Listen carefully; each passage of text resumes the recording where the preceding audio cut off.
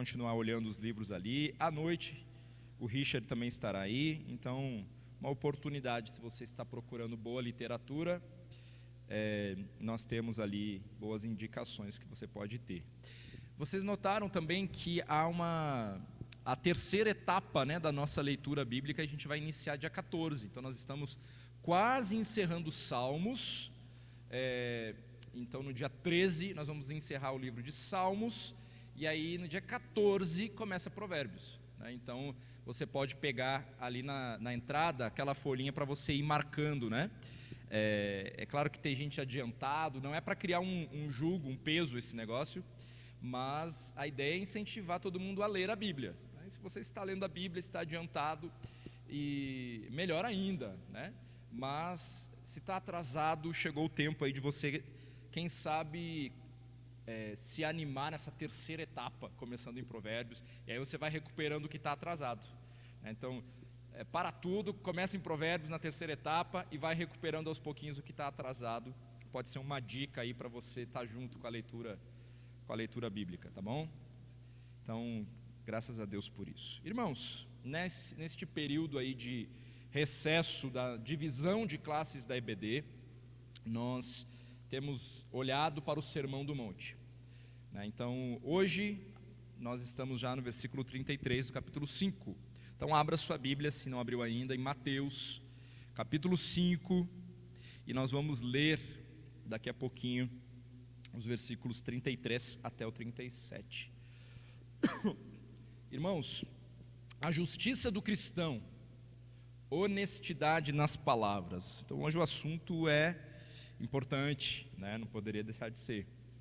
A justiça exigida para a entrada no reino é de acordo com a lei divina, a lei estabelecida por Deus. Mas essa justiça se encontra também, e não podia ser diferente, na obediência de coração ao espírito desta lei, né? Não numa pretensa conformidade só externa à letra da lei. Basicamente é isso que o Sermão do Monte vem restaurar e vem recuperar, essa ideia de que nós devemos ter sim uma obediência de coração ao que é estabelecido por Deus, e não só externa, de uma forma religiosa, né? Basicamente é isso que Jesus está combatendo, porque ele está ali num diálogo com os fariseus que se detêm na forma, né, na aparência, e acabam perdendo a essência. E Jesus então vai restaurando qual que deve ser o procedimento, a ética cristã, né? Então, os requisitos éticos do rei, do Senhor Jesus Cristo, não estão em contradição com a lei. Isso que é importante a gente ter em mente. Jesus, ele não está revogando aqui a lei, como se a lei não tivesse importância nenhuma. Ele está dando a verdadeira interpretação a respeito da lei, né? Então, oferecendo isto sim um verdadeiro cumprimento de como essa lei deve ser dita. Então, a justiça do reino, ela é exemplificada pela interpretação que o Senhor Jesus faz a respeito da lei, né? Desses 6 princípios da lei que nós temos olhado aqui, em contraste com as tradições judaicas a seu respeito. Então, no Sermão do Monte existe isso, essa confrontação que o Senhor Jesus Cristo está fazendo em torno desses 6 contrastes e dessas frases que são introduzidas aí, né? Ouvistes o que foi dito aos antigos. Então, nós já vimos a respeito do homicídio, né? O homicídio acontece quando o coração abriga o ódio deliberadamente, os versículos 21 a 26 do capítulo 5. Semana passada nós olhamos para a questão do adultério. O adultério acontece quando os olhos disparam a cobiça no coração, versos 27 a 30.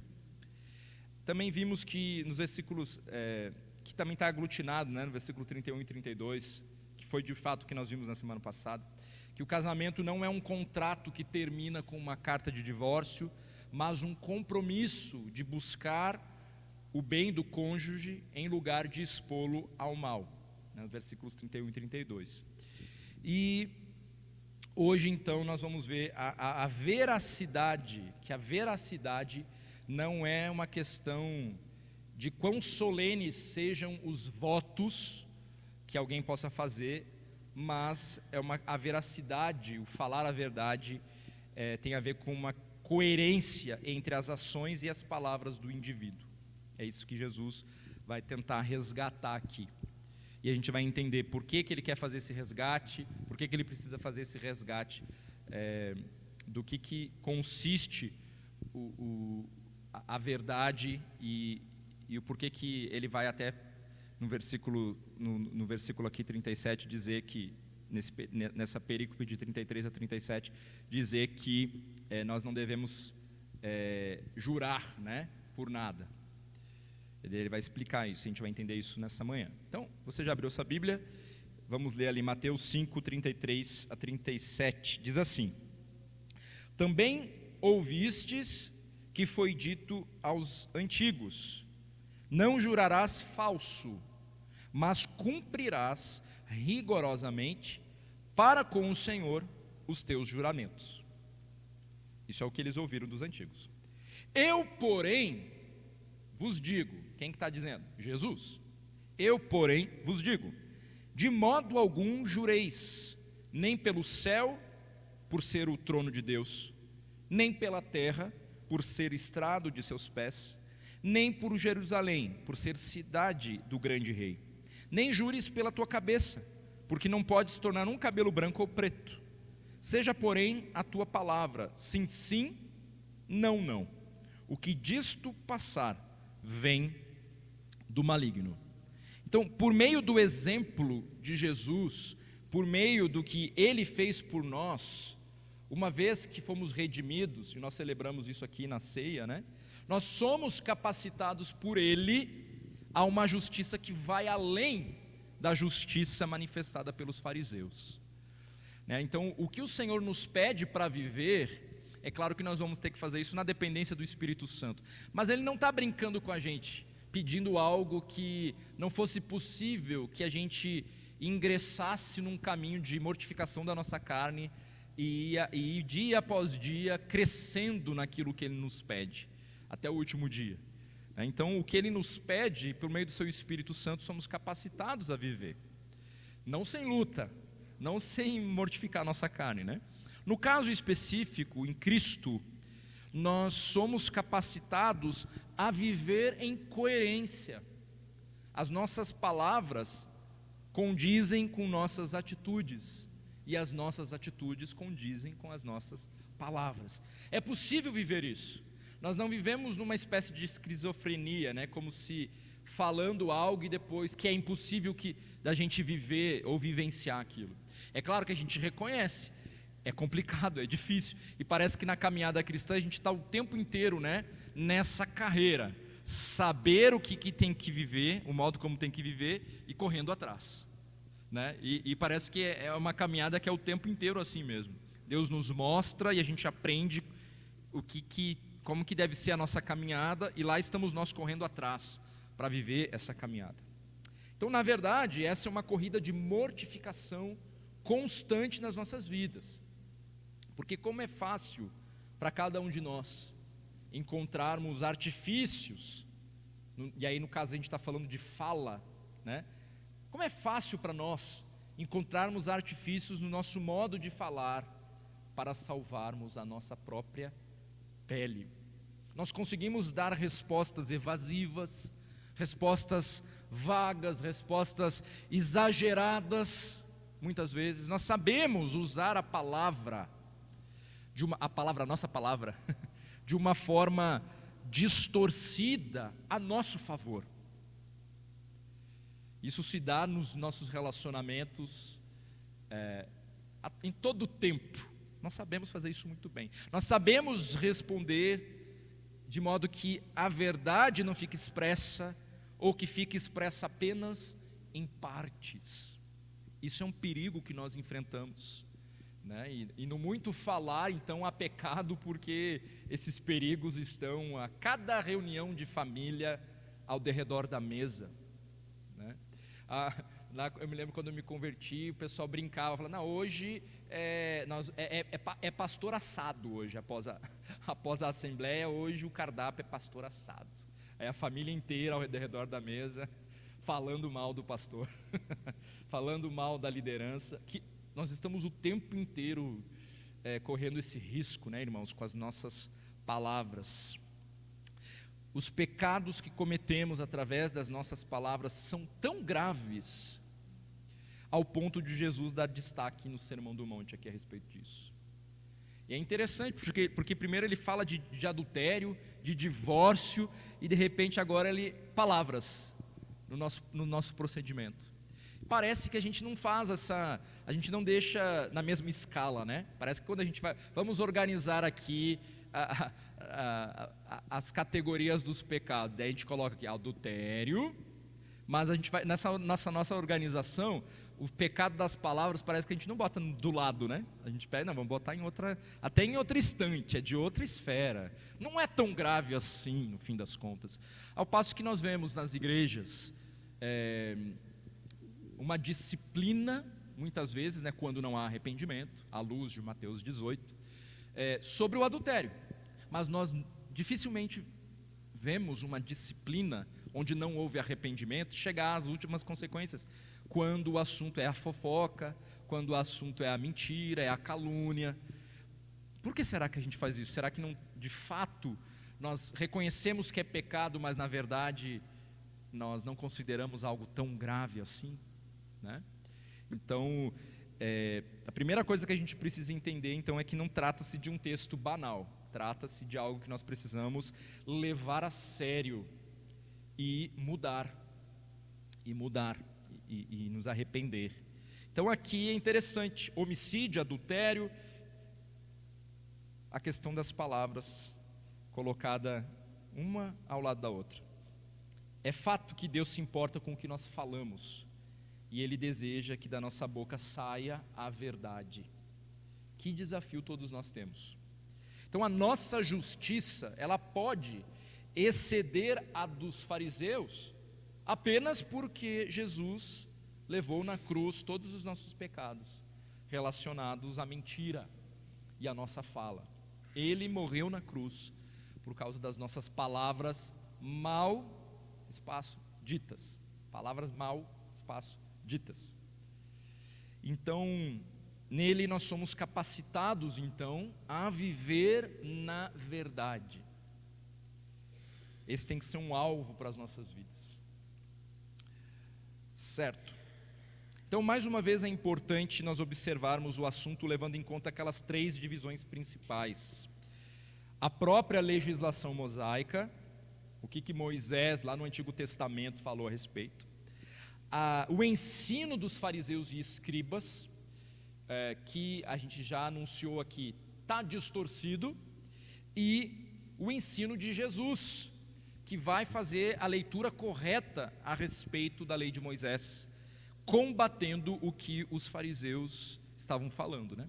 Você quer falar, Ivan?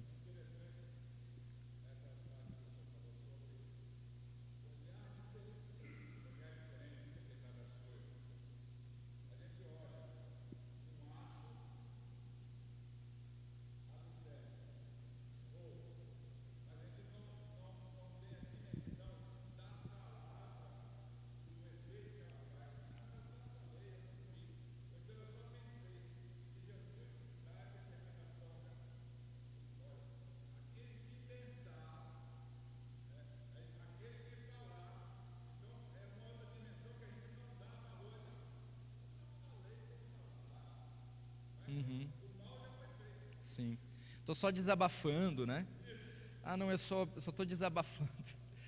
Mas é difícil mesmo de a gente encontrar também um equilíbrio, isso mesmo, em algum momento. Porque às vezes você vai ter que buscar conselho, porque você está chateado, porque você está... Então é difícil da gente conseguir equilibrar também, né? Como que essa divisão, quando que eu estou pedindo um conselho, talvez alguém já disse isso e eu acho interessante, quando você for falar com uma terceira pessoa sobre determinado assunto, esta pessoa com quem você vai falar, ela será parte da resolução? Ela te ajudará a resolver a questão? Se não, muito provavelmente você não deveria estar falando com essa pessoa, né? Então talvez pudesse ser um bom indício. Nossa, eu vou falar com quem? Vou procurar o presbítero Carlos para conversar sobre isso, porque eu estou inquieto, porque um irmão X ou a pessoa tal, e aconteceu isso, ele fez aquilo. Ele vai te ajudar a dar uma resposta? Você está querendo de fato a resolução, um auxílio? Ou você só quer desabafar, e aí você desabafa aqui, depois você desabafa ali, depois você desabafa lá, e você sai por aí desabafando e na verdade não querendo o conselho sábio, né? Talvez esse poderia ser um bom termômetro, porque de fato acontecem coisas nos relacionamentos, e como é que a gente vai pedir ajuda, né? Como que uma esposa ou um marido vai pedir ajuda para o seu casamento sem verbalizar, sem contar o que aconteceu, né? Então a gente não pode confundir, né? Quando você está buscando ajuda, não necessariamente é fofoca, né? Entretanto, talvez o que vai nos ajudar é isso. Com quem você está compartilhando, é alguém que vai te ajudar? É parte da resolução? É alguém que vai te ajudar? Se não, talvez não é com essa pessoa que você deveria compartilhar, que você deveria falar. Bom, olhando então para esses 3 pilares aqui, primeiro a questão da legislação mosaica, né? Então os fariseus, eles sempre encontravam uma maneira de aparentar que eles viviam a lei. Os fariseus são homens religiosos, homens que conheciam o texto, né, da lei, escrita por Moisés, o Antigo Testamento eles tinham na ponta da língua. Tá? Então esses são os fariseus aqui. Eles sempre encontravam uma maneira de aparentar que viviam a lei, ao mesmo tempo em que não viviam. Então, mais uma vez, a afirmação de Jesus, né? Ouvistes o que foi dito aos antigos, no versículo 33, né? Não jurarás falso, mas cumprirás rigorosamente para com o Senhor os teus juramentos.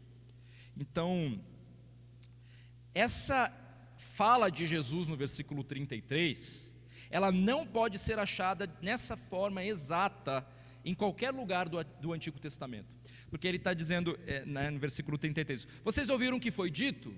O que foi dito pelos antigos aí? Não jurarás falsos, né? Mas cumprirás rigorosamente para com o Senhor os teus juramentos. Essa frase específica, ela não é encontrada desse jeito lá no Antigo Testamento.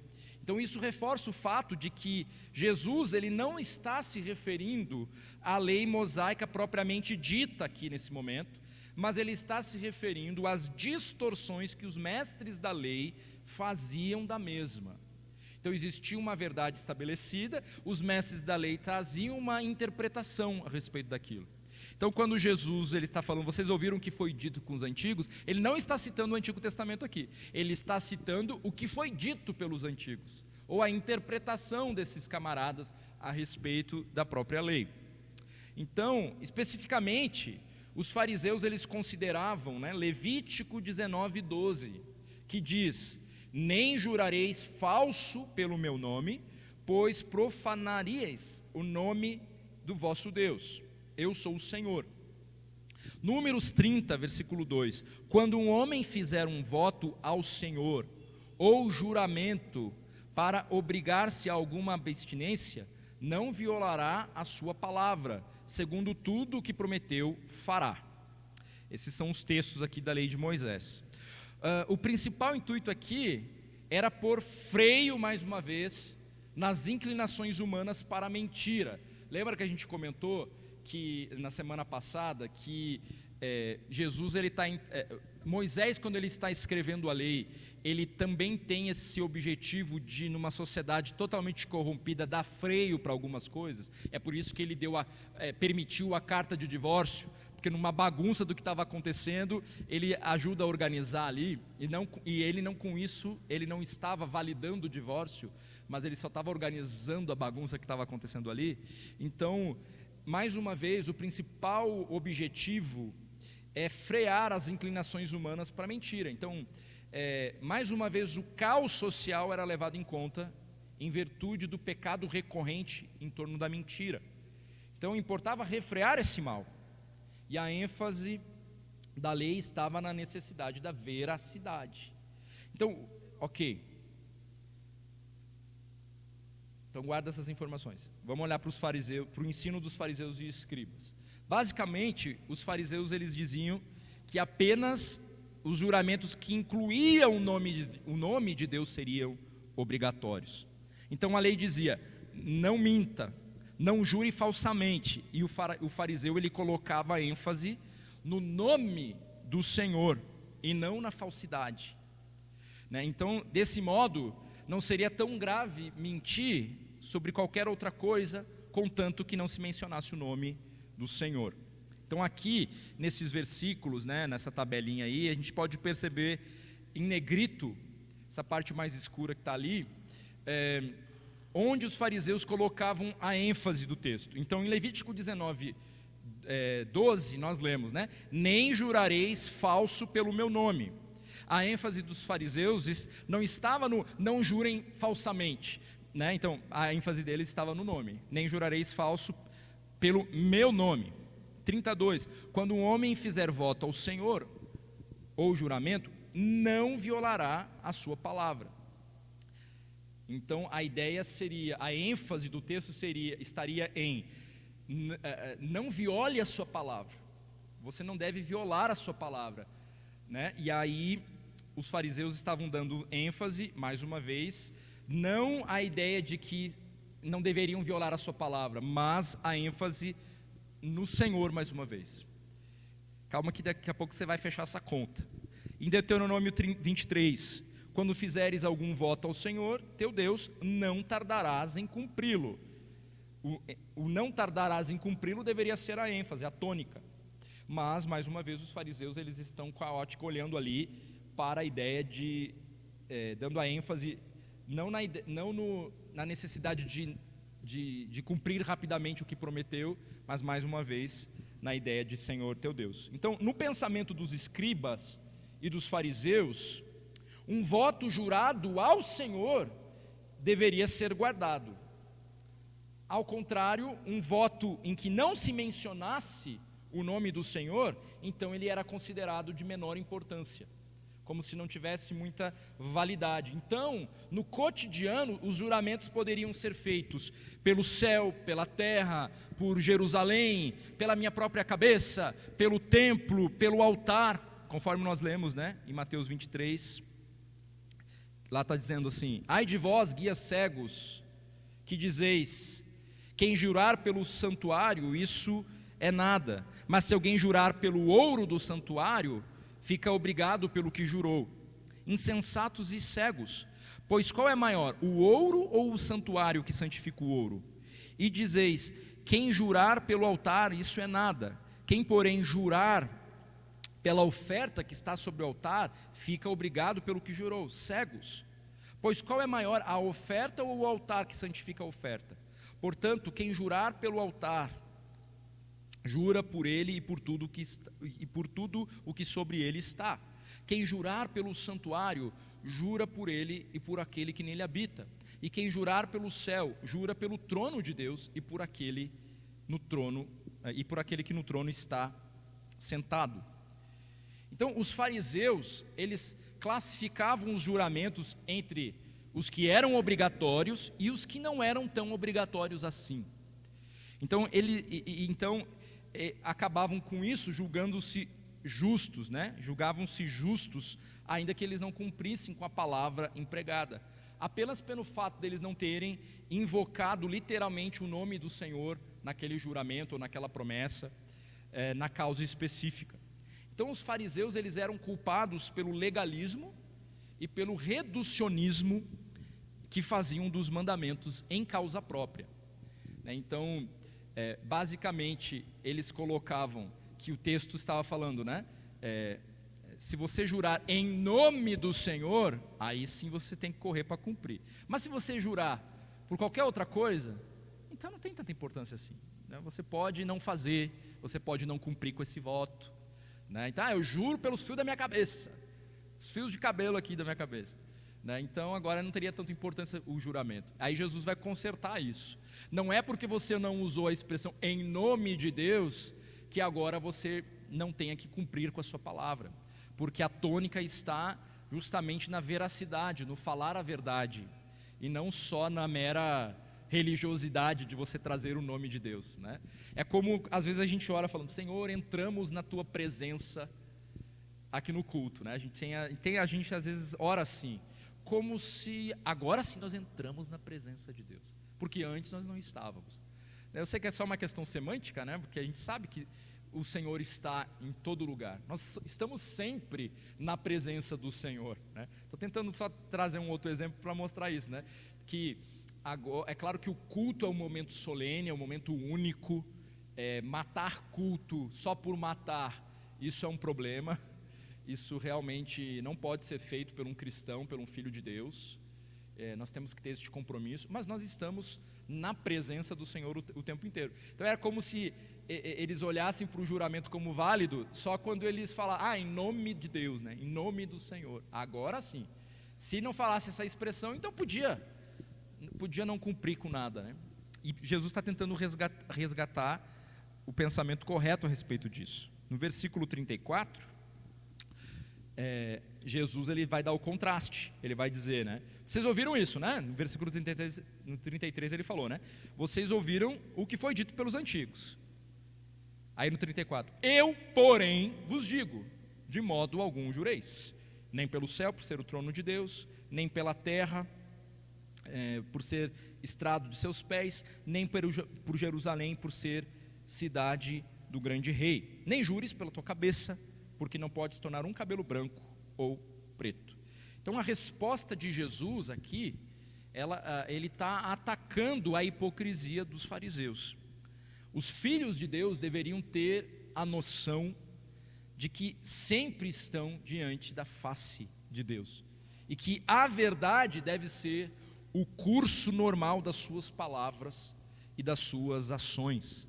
E então Jesus apela para o fato de que todas as coisas, no fim das contas, pertencem a Deus. Então, você vai jurar pela sua cabeça? Pois isso aí, quem manda nessa cabeça sou eu sou o dono dessa cabeça. Né? Então não adianta você mudar a nomenclatura, eu sou o dono de todas as coisas, tudo me pertence. Né? Então, ele apela para isso, né? De que uma palavra empenhada em juramento, pelo que for, deveria ser cumprida. Por quê? Porque se faz na presença de Deus, mas antes disso, porque o Filho de Deus não mente, né? O Filho de Deus, ele busca andar em conformidade com o caráter de Deus. Então, dessa forma, Jesus ele apresenta o céu como o trono de Deus, a terra como estrado dos seus pés, Jerusalém como a cidade do rei, e cada cabeça, cada vida como propriedade do Deus soberano. Então, embora eles não usassem a expressão, tentando dar um jeitinho para deixar para as suas responsabilidades para depois, juravam por qualquer outra coisa. Mas Jesus está dizendo: Deus é dono de todas as coisas, Ele é soberano sobre todas as coisas. Não adianta tentar achar um subterfúgio para você continuar vivendo na mentira, conforme as tuas conveniências, né? Então, ou seja, era como se Jesus estivesse dizendo isso: vocês estão banalizando esse juramento solene, quando juram por qualquer coisa, com a intenção leviana já, por não cumprir com a palavra. Mas eu quero alertá-los que, ainda que vocês não mencionem o nome de Deus, Ele é o dono de todas as coisas, Ele controla todas as coisas, e isso indica que a sua presença está em todos os lugares. Então é basicamente isso que Jesus está querendo deixar claro aqui nessa porção das Escrituras. Ou seja, Deus requer de vocês que se consideram zelosos da lei, né, vocês fariseus, que vocês que se consideram filhos.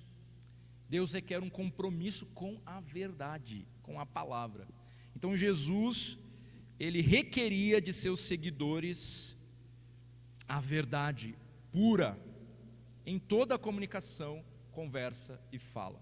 E aí ele vai afirmar: seja, porém, a tua palavra sim, sim, e não, não. E o que disso passar vem do maligno.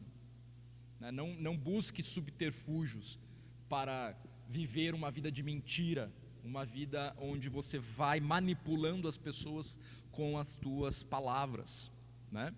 E aí, então, só porque você deu um jeito de mascarar e falar: não, agora eu não estou na presença de Deus, então E aí faz aquela promessa, né, que as crianças, no meu tempo, brincavam, falava, e aí se estivesse com o dedo cruzado, é como se tivesse assim, eu tô prometendo para você, mas não valeu. Não valeu porque eu estou com o dedo cruzado.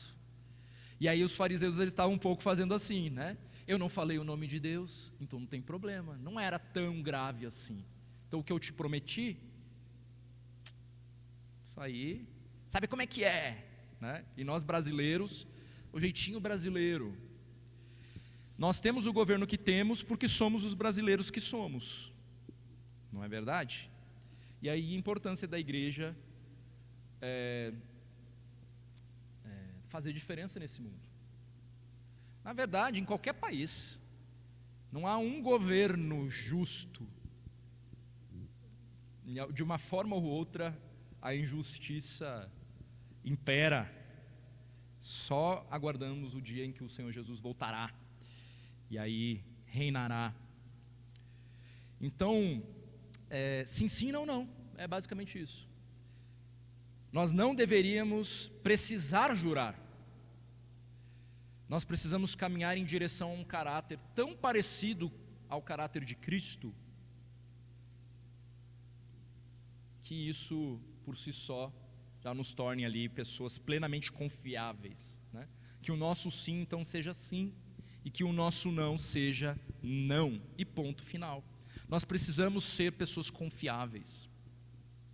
Um cristão deveria ser reconhecido como alguém de palavra. O que passar disso vem do maligno.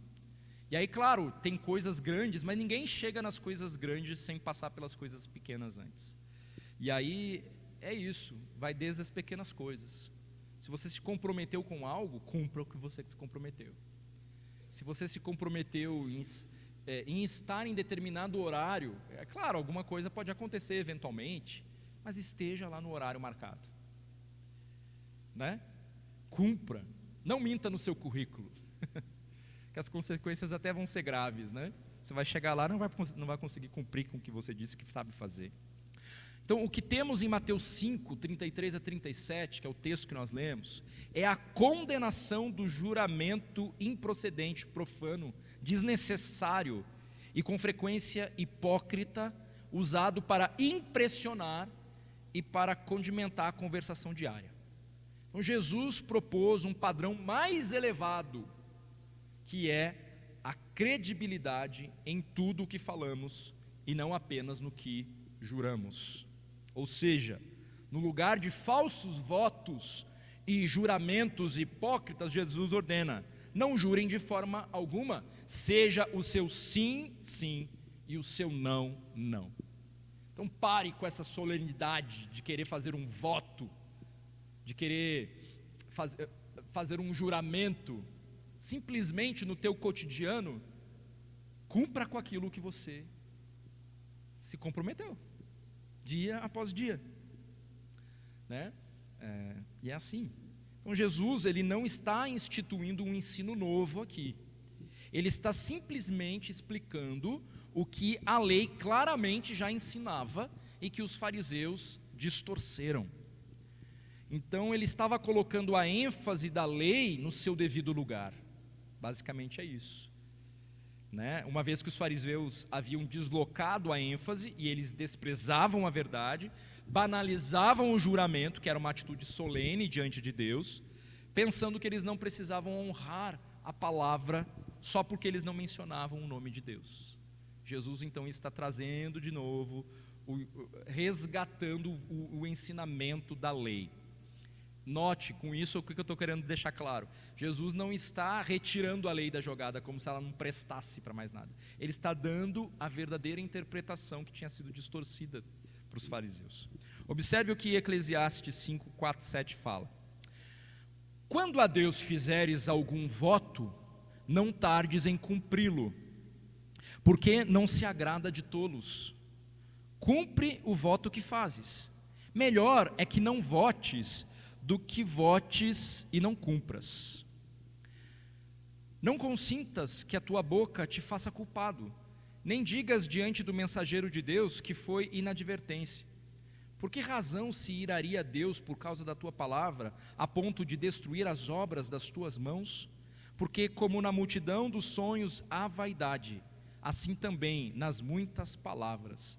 Tu, porém, teme a Deus. Então, com Deus não se brinca, né? Então, o compromisso firmado com o Senhor deve ser vivenciado por nós. É claro que, por exemplo, há um compromisso tácito pelo simples fato de você ser um cristão, de você ser alguém que se identifica como cristão. Então a palavra de Deus é a regra para você. Daí convém que a gente leia, que a gente busque ao Senhor, né? Porque assim como a gente vai fazer a carteira, a Letícia está tirando carteira, né, Letícia? Se a Letícia ela esquecer de alguma das leis, né, passou corrido ali, a lei não deixará de ser cumprida sobre a vida dela. Ela continuará debaixo da lei, mesmo ela não entendendo, né, mesmo ela não lembrando, mesmo ela. Mas eu não me lembro de nunca lembro de ter visto isso, né? Ou se teve alguma mudança na lei, a gente tem que estar por dentro.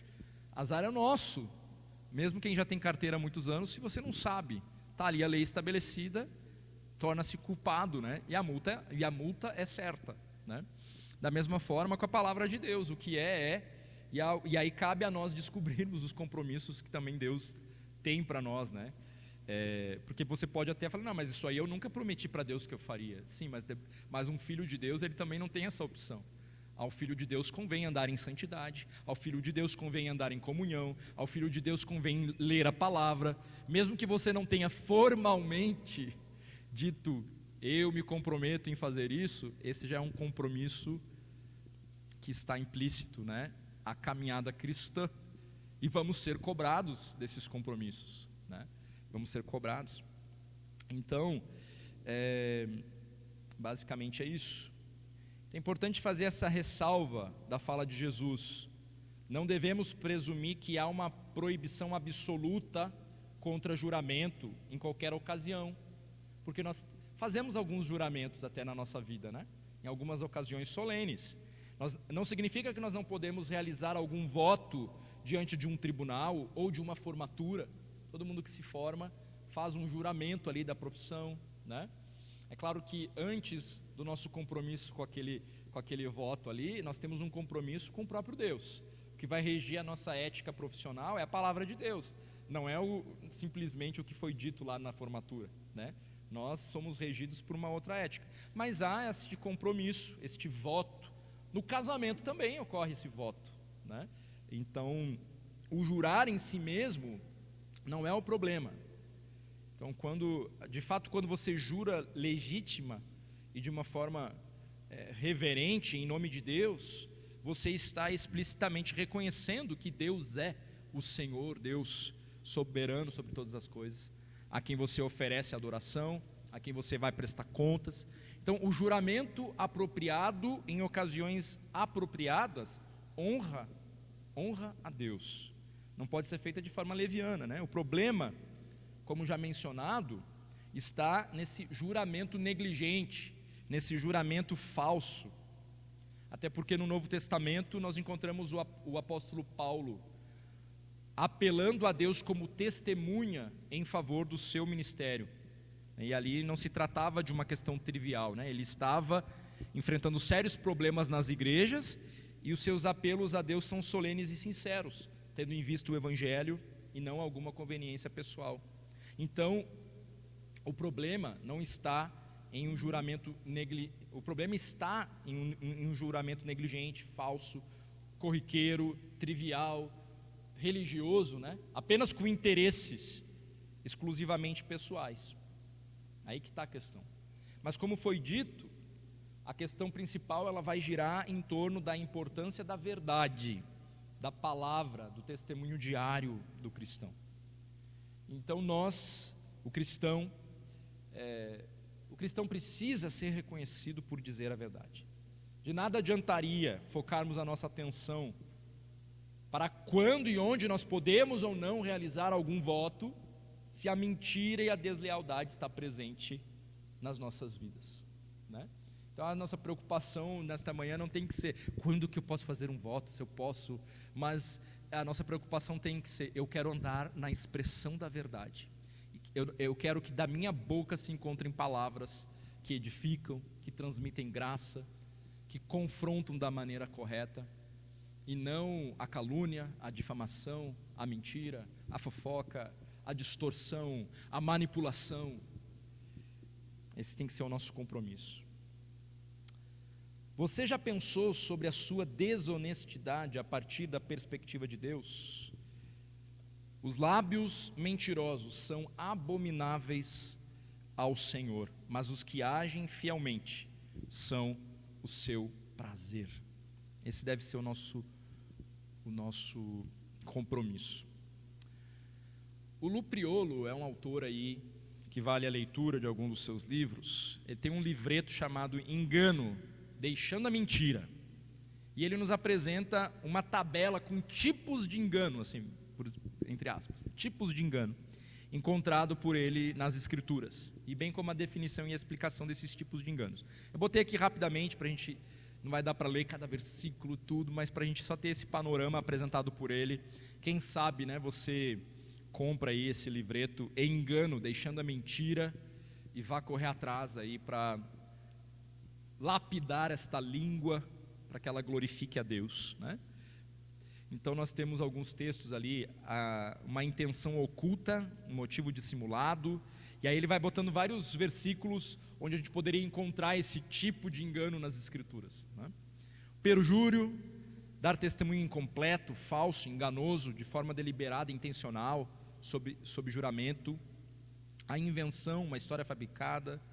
A lisonja, tentar influenciar ou ganhar vantagem sobre alguém ao agradar essa pessoa. Verbalizar suspeitas ou falsas acusações. Quando suspeitas infundadas são verbalizadas a outros, sementes de dúvidas e desconfiança podem ser plantadas, especialmente nas mentes ingênuas e inocentes. Distração, uma manobra astuta com a intenção de atrair a atenção da sua vítima para longe do assunto em pauta. Interessante um tipo de engano esse, a pessoa está falando algo e você muda de assunto para não ter que lidar com aquilo. Uma verdade parcial, uma forma de ocultação que revela uma boa porção de verdade, mas omite propositadamente informação relevante que mudaria toda a conclusão da mensagem. Um tipo de engano.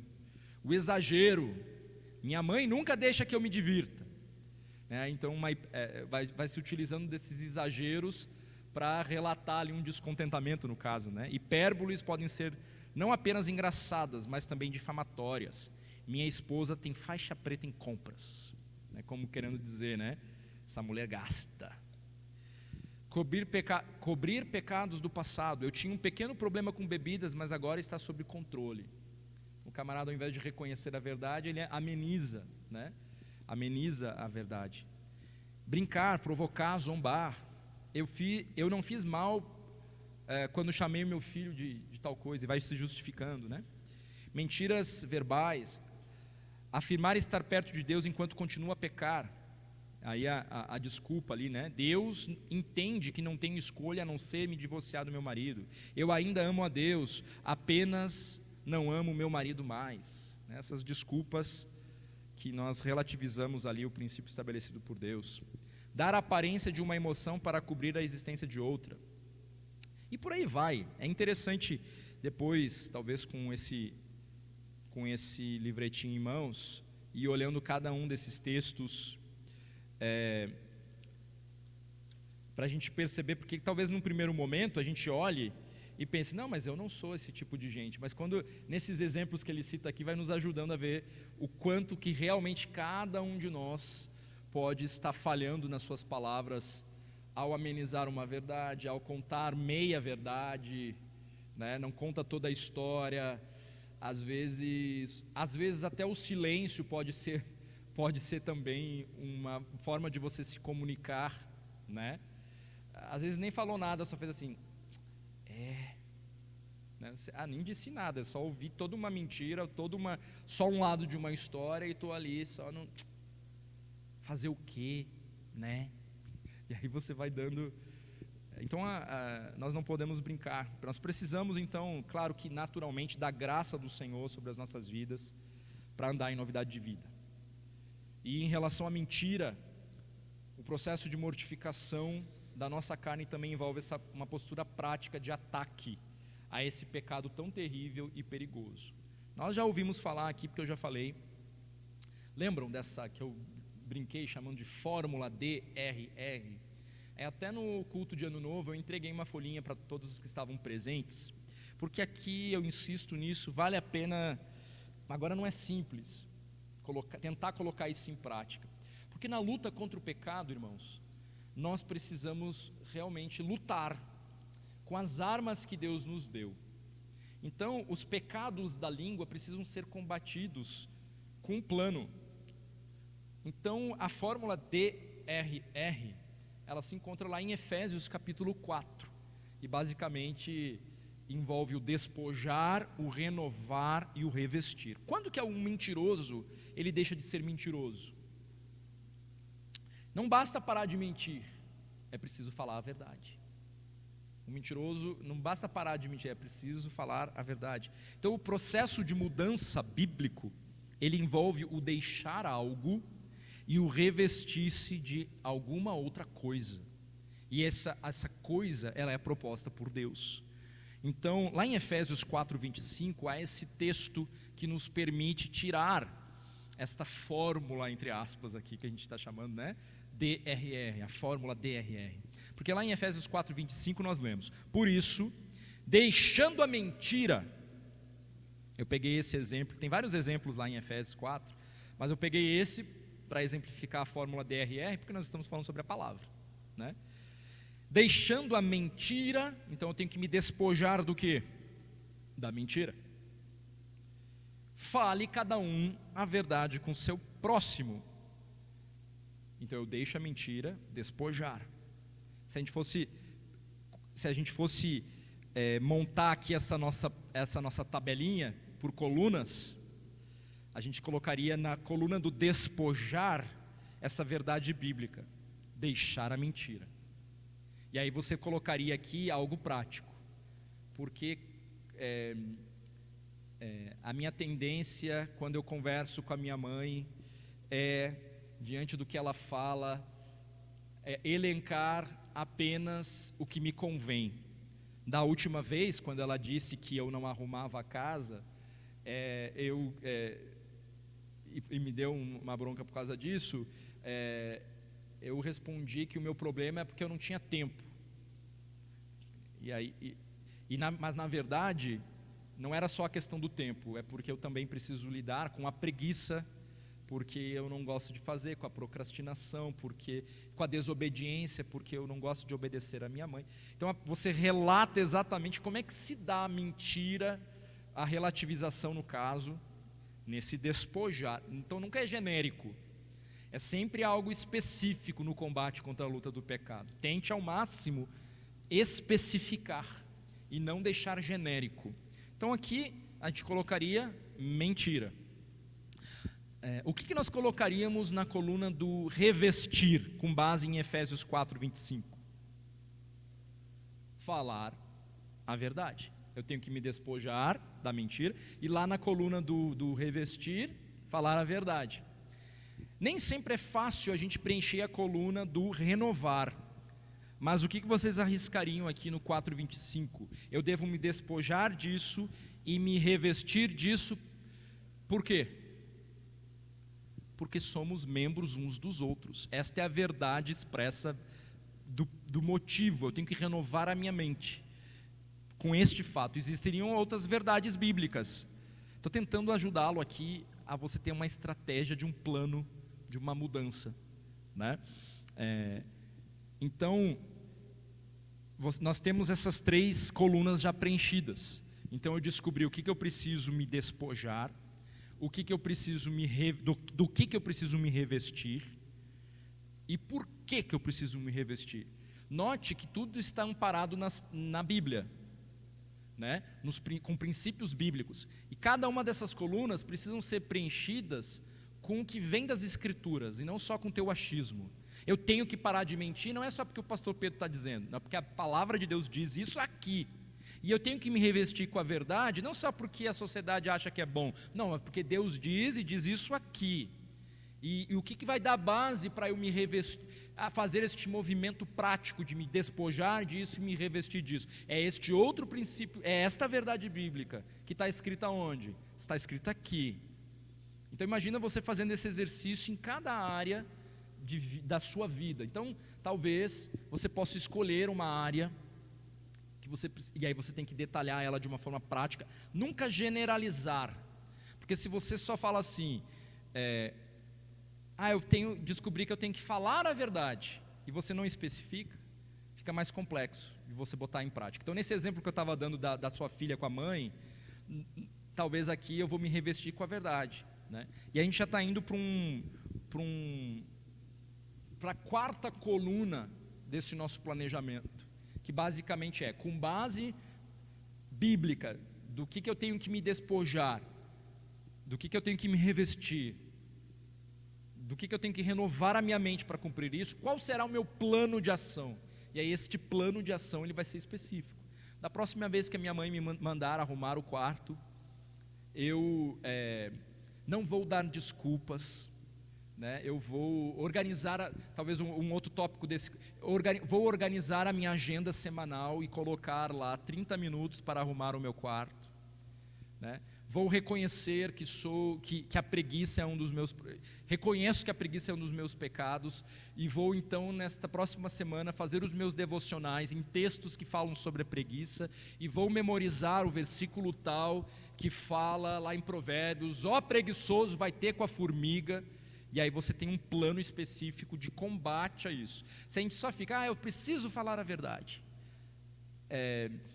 e não tem um plano traçado, dificilmente a gente vai mudar de fato. Acho que o grande problema da nossa não mudança na vida cristã é porque a gente só fica com coisas genéricas, né? Então eu descobri no devocional de hoje que eu tenho que amar mais as pessoas. Então tá bom, então eu vou amar mais as pessoas. E aí você sai saltitante no teu dia a dia, e aí na prática não colheu nada. Então peraí, você descobriu que tem que amar, o que é amar e como que você fará isso no dia de hoje? Aí você tem um plano, no dia de hoje eu vou ligar para o meu irmão, encorajando ele a perseverar na fé, e eu entendo que isso é uma forma de expressar amor por ele, e vou orar com ele. E aí naquele dia você faz isso. Aí você olha e fala, nossa, Deus me mandou, eu aprendi no meu devocional que eu tenho que encorajar, e eu então não fiquei só no genérico, vou encorajar mais, mas ok, eu vou fazer isso, como? Então na caminhada cristã a gente precisa aprender a ter um plano de mudança. No que diz respeito às palavras, ao modo como a gente fala, a gente precisa ter um plano, né? E em tudo na vida, em tudo que Deus nos pede. Então, basicamente, esse aqui é uma pincelada, né, num caminho proposto por Deus. Então, você falsifica informação? Se sim, então deve estabelecer como alvo dar relatos precisos da informação que você comunica. O seu tipo de mentira é ocultar informação? Então você deve fazer do seu alvo ser franco e revelar a outros a informação que eles precisam saber para ter um relacionamento adequado com você. Você desvaloriza o bom nome de outros por meio da difamação ou do mexerico? Então você precisa aprender a ficar calado, a não caluniar, ou melhor ainda, a usar a sua língua para abençoar outros e ministrar graça a eles. Você culpa outros quando é confrontado com seu pecado? Então deve aprender a aceitar os golpes pelos seus próprios pecados também. Então, diante desse pecado terrível da língua, se faz necessário um plano objetivo, firmado nas Escrituras, que leve ao entendimento do porquê que a mentira é um pecado tão grave, a ponto de ser uma das características daqueles que não pertencem a Cristo e que ficarão fora do gozo eterno. Então, nesse plano de mudança, precisa constar ainda, né, na quarta coluna ali, a confissão diante de Deus e dos homens do pecado, a disposição em recuperar a confiança perdida, a identificação dos ídolos, daquilo que está governando o teu coração, dos medos ali que te conduzem a mentir, né? E a substituição, portanto, do temor dos homens pelo temor ao Senhor, pela confiança ao Senhor. E também encontrar alguém que te ajude para prestar contas quanto a dizer a verdade. Então tudo isso deve fazer parte deste plano aqui. Eu quero encerrar com a citação do Priolo que ele faz de um pastor de tempos passados, do Richard Baxter, aqueles que mentem habitualmente.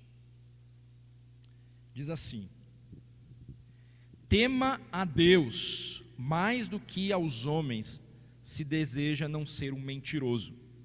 O temor excessivo de homens é uma causa comum da mentira. É o que torna as crianças tão prontas a mentir para escapar da vara e coloca a maioria das pessoas que são excessivamente sensíveis a ser feridas em perigo de mentir para evitar a desaprovação de outros. Mas por que você não teme mais a Deus? Sua desaprovação é indescritivelmente mais terrível. Os seus pais ou patrão ficarão irados e ameaçarão te corrigir, mas Deus ameaça te amaldiçoar, e sua ira é um fogo consumidor. Nenhuma desaprovação de homens pode alcançar sua alma e se estender até a eternidade. Correrá para o inferno para escapar da punição na terra. Sempre que for tentado a escapar de qualquer perigo usando uma mentira, lembre-se de que corre 1000 vezes mais perigo ao mentir. Talvez nenhuma ferida de que venha a escapar por meio da mentira seja tão grande quanto a ferida por ela causada. É tão tolo o caminho da mentira quanto curar uma dor de dente cortando a cabeça. Então, irmãos, que esse estudo ele nos conduza a andar na verdade, né? Pode falar, Renato.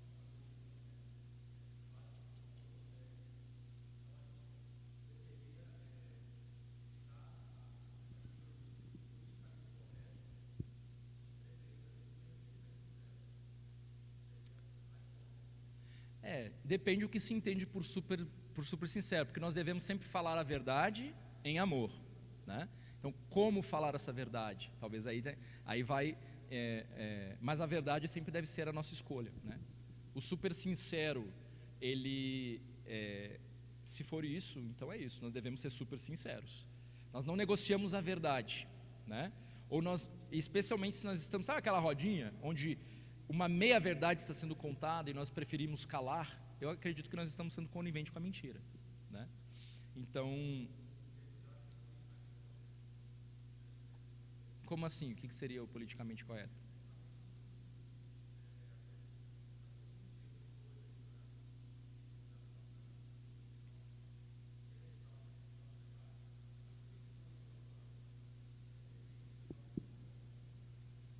Eu acho que evitar o confronto, eu acho que estaria alinhado também na ideia do temor a homens.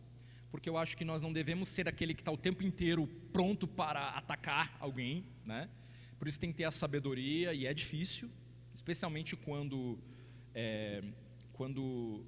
a verdade está sendo... Então eu acho que vai depender um pouco do contexto. Porque evitar o confronto também é uma forma de você ser conivente com a mentira, né? E não resolve nada, né? Então, tanto aquele que explode em ira num relacionamento, quanto aquele que se retira do ambiente, ele está causando ali um desserviço para o bom relacionamento, né? Então o caminho apontado por Deus é que a gente aponte para a verdade em amor, sem negociar os princípios bíblicos, né? Então o super sincero, ele vai saber, então vai depender do contexto. Em alguns momentos você vai guardar e vai falar com aquele irmão a sós. Em outros vai ser impossível, você vai ter que resolver aquela questão naquele momento. Por exemplo, se hoje você tivesse, que não foi o caso, aqui no devocional, falado uma grande besteira, uma grande heresia, uma grande coisa, talvez, dependendo do que fosse, eu teria que imediatamente vir no final e resolver, e colocar a verdade. Talvez no próximo, ou, não, foi ameno, talvez no próximo domingo, depois de ter falado contigo, eu vou ter que consertar aquilo, porque... Entendeu? Então acho que vai depender bastante do contexto, né? Eu acho que um bom princípio também é a gente tentar não querer dar a nossa opinião sobre tudo o tempo inteiro. Talvez possa ser um bom caminho, que às vezes ninguém está nos perguntando nada e a gente está lá pronto para falar, né? No entanto, eu acho que também ficar calado em nome disso, quando deveria se falar, é tão grave quanto. Então, ou se peca por precipitação das palavras, ou se peca por omissão. Olha que sinuca que a gente está. Por isso que se a gente primar por glorificar a Deus, com a verdade sendo o carro-chefe, então ainda que doa, é melhor a verdade que dói do que a mentira que deixa alguém enganado, né? Então por isso que até assim, a gente chega no Evangelho, na pregação do Evangelho também nisso, né? Que vai vendendo um Evangelho para as pessoas que não fala a verdade, que não confronta o pecado, porque vai que a pessoa não gosta e ela nunca mais volta para a igreja. Sim, mas é porque daí não entendeu o Evangelho, porque nosso interesse não é ter uma igreja com um bando de gente sentado aqui, religiosa, que deseja só o afago do seu ego e nunca tenha sido confrontada com seus pecados. Então, se a gente se deixar levar por isso, né, eu diria que a gente não vai conseguir confrontar ninguém nos seus pecados, e a gente vai usar uma outra distorção, que é a ideia de quem sou eu para julgar? Eu não sou juiz. E aí nisso a gente vai ficando calado quando deveria falar. Eu não sou juiz, há só um juiz, mas diante do pecado eu não posso me calar, diante do sujar da reputação de uma outra pessoa, eu diria que nós também não podemos nos calar, sobretudo se nós sabemos a verdade, então não tem como a gente calar, então a gente precisa, mas não é fácil. É por isso que Tiago vai nos exortar com clareza, né, sobre olha, o homem que consegue dominar a língua, então domina todo o resto, mas acho que só o Senhor Jesus Cristo conseguiu dominar a sua língua ali, mas ele sempre falou e respondeu à altura os fariseus, a ponto deles pegarem pedras para apedrejá-lo. Jesus nunca temeu a homens, né? Ele nunca temeu a homens. Nós devemos seguir o exemplo de Cristo. Agora sim, aprender a falar em amor e não ser só o super sincero só por ser sincero, também não resolve muito, né? Então é um desafio a gente falar em amor, né? Mas Ivan?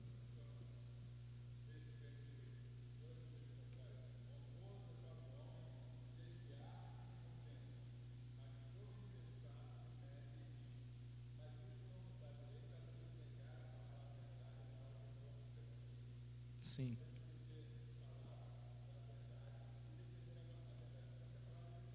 Sim.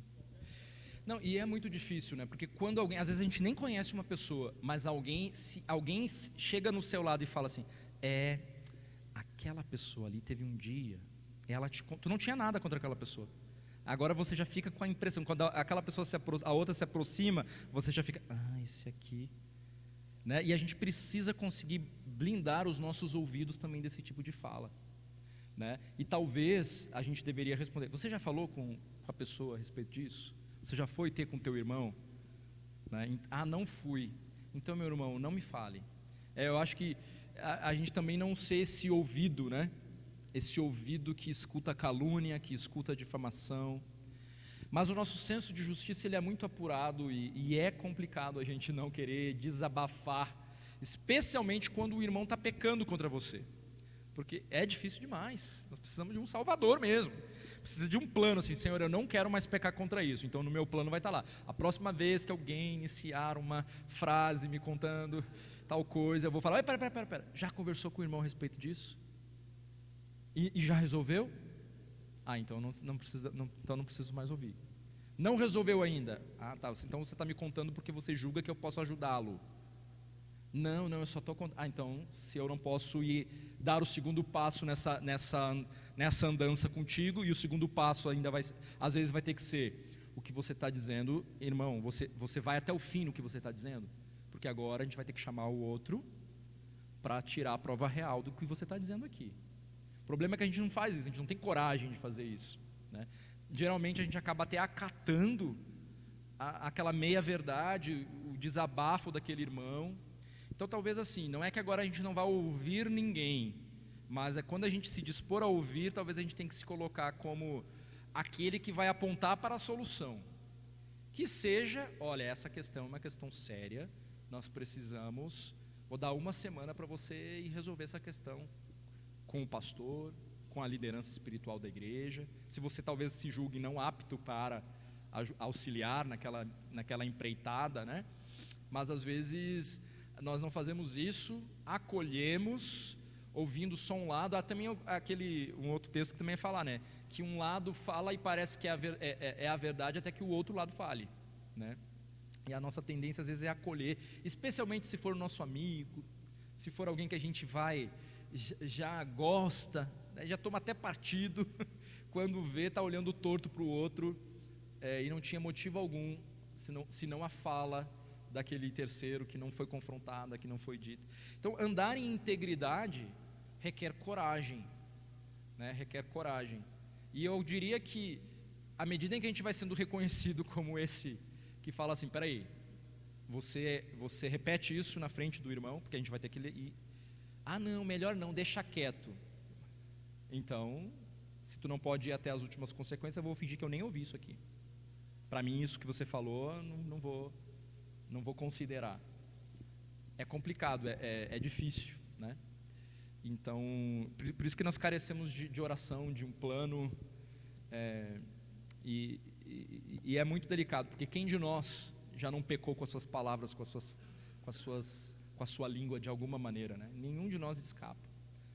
Mas o Senhor nos dá graça, e eu diria que a nossa conclusão teria que ser a gente correr atrás para ter um plano de mudança, para ir a nossa mente ir assimilando a verdade, e aos pouquinhos, escolher uma área específica, uma coisa específica e batalhar por ela nesse próximo mês, por exemplo, né? E ter um plano de ação para a gente sair dessa inércia, né? A começar por mim mesmo, né? Então, porque senão a gente só fica falando e não muda, né? Continua na mesma.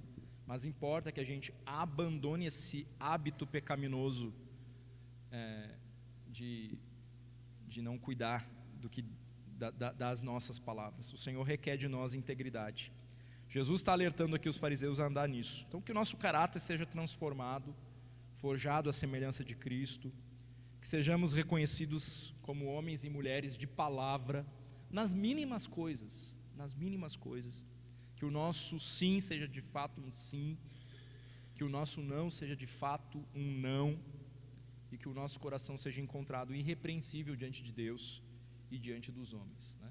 Mas para isso, nós precisamos colocar em prática o caminho proposto por Deus, para a gente vencer nesta luta, em Cristo, na dependência do Espírito Santo, né? Então, que assim seja, meus irmãos, que Deus nos ajude a ter o equilíbrio saudável nessa área, para conseguir compartilhar da vida, dos nossos dilemas, de uma maneira que glorifique a Deus, né? Vamos orar então. Senhor, nos ajude, Deus, a compreendermos a seriedade que o Senhor dá para a unidade do corpo de Cristo, do teu corpo, da tua igreja, e que o Senhor então nos conduza por meio do teu Espírito Santo a arrependimento sobre as nossas palavras, sobre o que pensamos, sobre o que falamos, sobre o que acolhemos com os nossos ouvidos. Que nós sejamos esses que primam pela edificação, pela construção, que nos nossos lábios se encontre a verdade, que nos nossos lábios se encontre a verdadeira sabedoria, que vem do alto, que não é carnal, que não é terrível, que não é diabólica, mas que transmite graça. Ó Deus, me ajude os meus irmãos a não sermos coniventes com o pecado, nem nas nossas vidas, nem na vida dos nossos irmãos, a exortarmos. Para isso vamos ter que falar, vamos ter que ouvir, a encorajarmos, da mesma forma vamos ter que falar, vamos ter que ouvir. Deus, é tão difícil liderar e direcionar a tua igreja também, porque temos que ouvir, temos que falar. Meu Deus, tem misericórdia de nós, e derrame do teu Espírito Santo, que possamos trabalhar pela unidade da Tua igreja, que o Senhor dissipe e nos conduza a verdadeiro arrependimento, onde há fofoca, onde há mentira, onde há meias verdades, que o Senhor possa trazer luz, e que quando a gente se dispor a ouvir, que as pessoas que vierem falar com a gente estejam certas de que da nossa boca sairá um conselho bíblico, um conselho que aponta para a verdade, para a resolução, para a confissão, para o perdão. Então, que assim seja, nos ajude, Deus, e nos ajude a entender o Teu caminho proposto para mudança nas nossas vidas. Nós muitas vezes queremos essa mudança sem esforço algum da nossa parte, mas nós sabemos que, embora tudo dependa do Senhor, o Senhor nos chama à ação, a uma atitude de obediência, e nós clamamos para que o Senhor nos ajude a traçar este plano de mudança nas nossas vidas, guiados pelo Teu Espírito Santo, a não fazermos promessas genéricas que no fim não nos levam para lugar nenhum. Nos ajude, Deus, a estarmos engajados nesse processo de mortificação, e hoje especificamente com relação às nossas palavras, que o Senhor nos mostre do que nós precisamos nos despojar, abandonar, e do que nós precisamos nos revestir, e como fazer isso de uma forma prática. Então ministra ao nosso coração por meio da Tua palavra, por favor, Senhor. Pelo culto logo mais à noite nós clamamos, que possamos vir com o coração sedento, com alegria no nosso coração, que neste domingo seja um tempo assim, precioso na Tua presença, junto com os nossos, honrando e glorificando o Teu nome. Oramos em nome de Jesus Cristo. Amém e amém. Amém, meus irmãos.